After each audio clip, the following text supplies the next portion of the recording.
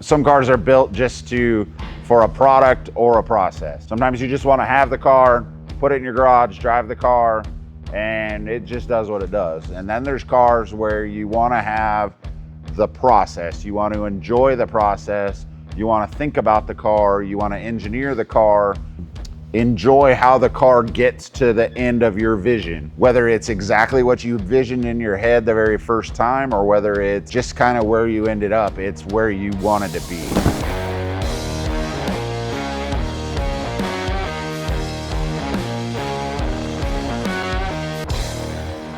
My name is Roger Lee. I'm with Ironworks Speed and Custom, and here we sit with an 8 or 9 year project that almost seems like forever. This project started as a culmination between myself and Greg, the owner of the car, and in a discussion of a journey that we really didn't know we were going to take. We wanted to build a nice car. We wanted to do those things, and as things progressed and we go through what I call the process, you just see the discussions on a regular basis of discussing how you're going to tackle this part and how you're going to tackle that part with a client that is going to allow you to do your best and is excited to see things done that hasn't been done before. And in the process of doing that, this is where we ended up with what we call the Fairway 35 Chevrolet. There's nothing that's been left for happen's sake or whatever you want to call it. There's nothing that was scrimped on. There was nothing to do that. And this car is really more about the process and the journey and the friendship than it is about the ending car. It's just, this is the culmination of seeing those elements come together that you can show off to everyone else. So here we are at the back of the Fairway 35 Chevrolet. You can see the bolts that go underneath this custom-made roll pan that we made that attach what we'll call the rear belly pan, which is really just a suspension cover for the back of the frame. We Cerakoted the inlay around the scoops. We made the exhaust come through here, and we made this cutout that just looked like it fit the part to accentuate the quick change at ride height. As you move forward, you can see that everything is painted, polished, Cerakoted, chromed, detailed to the maximum. There's nothing that's been left. We made adjusters on the chassis so that you can actually drive the car to adjust the wheelbase of the car, so that, because there's a point where the wheelbase wants to look a certain way, but it needs to work another way to be drivable. And so as you can see the underside of the running boards, you can see the X pattern that is machined into all 3 places. You can see that everything is polished, and that just takes a tremendous amount of patience and time to polish this. You can see that the running boards are made from 3 pieces. You can see the chromed running board supports that bolt to the frame have the Cerakote inlay as well.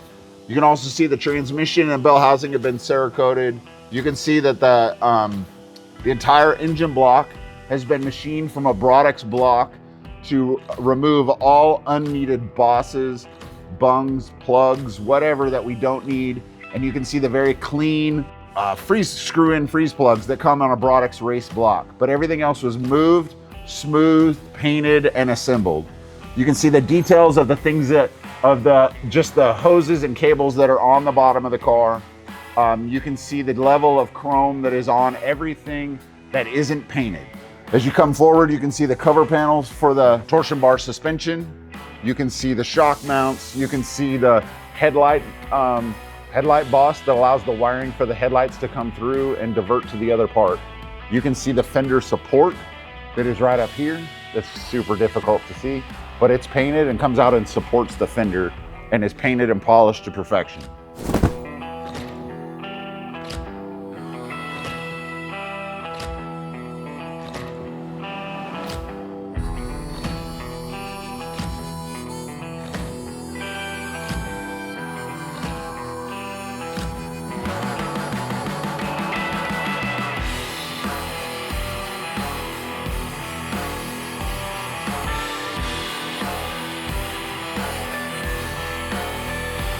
This car started with this concept that the customer wanted to do a street rotted early 30s coupe and wanted to build it to a high level.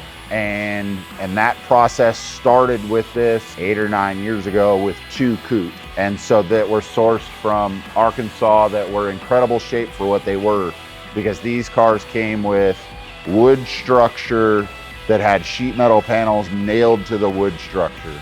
And usually the wood is given out at that point and the cars aren't worth enough to really make the wood themselves, because replacing wood in those shapes is a tremendous amount of work.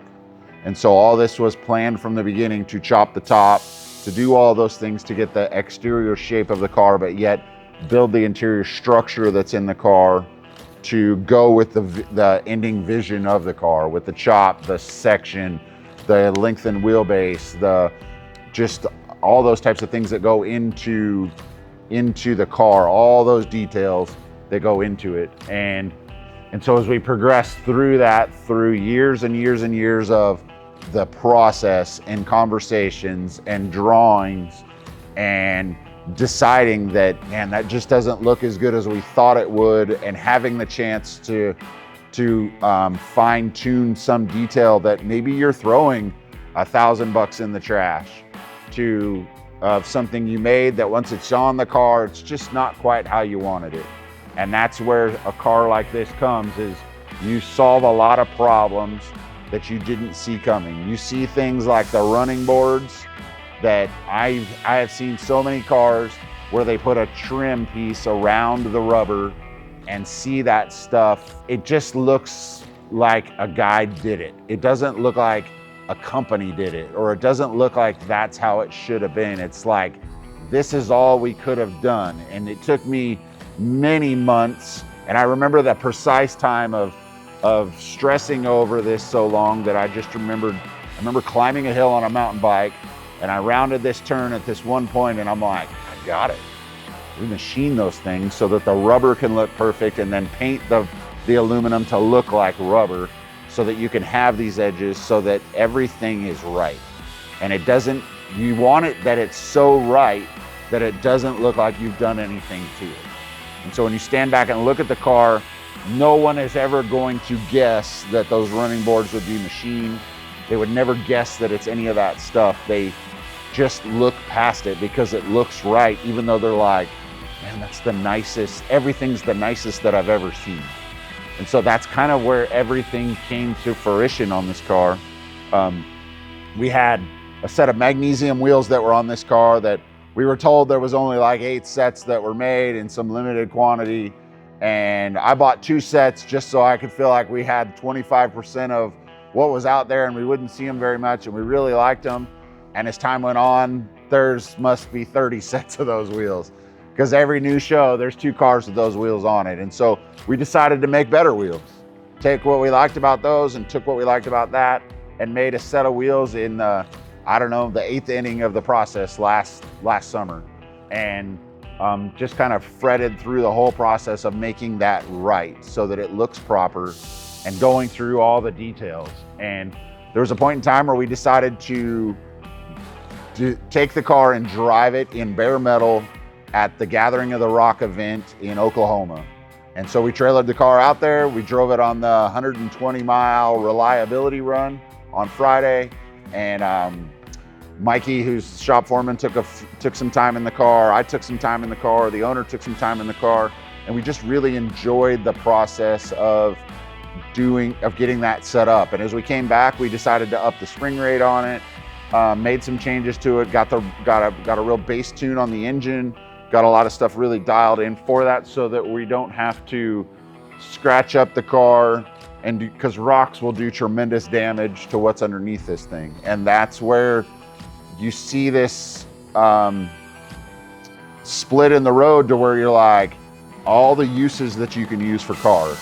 And on one hand, I really like building cars that can be driven, and I like feeling the way the brakes feel and the way the clutch engages and the way those things happen. But I also enjoy just solving problems on this kind of level to where you can have form and function. And this car can totally be driven if you're willing to.